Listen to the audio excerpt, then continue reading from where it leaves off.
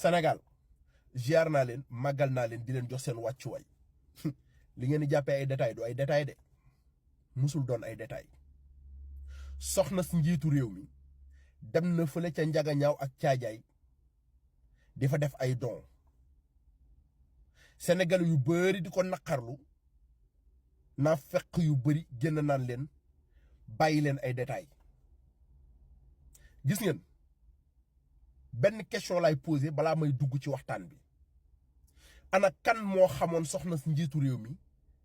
balaa jëkkëram di nekk njiitu réew mi mu daan def ay don loolu mooy benn ñaareel bi ci topp mooy xaalis bi muy defee ay don fan la jugee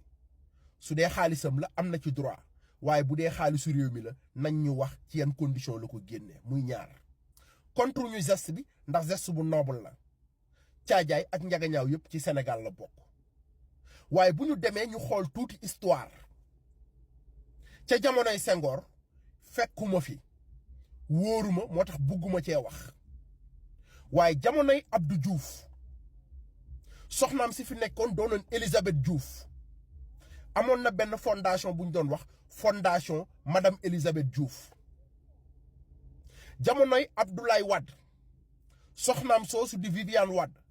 amoon na fi benn fondation bu ñu doon wax fondation madame Viviane Wade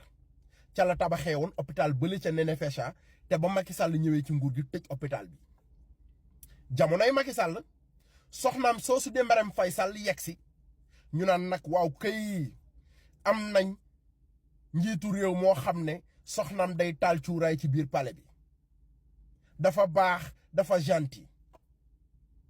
mu andil ñu fondation Servir le Sénégal mu mujjee doon fondation Se Servir du Sénégal te bu ñu bàyyee xel fondation yi fi jaar yépp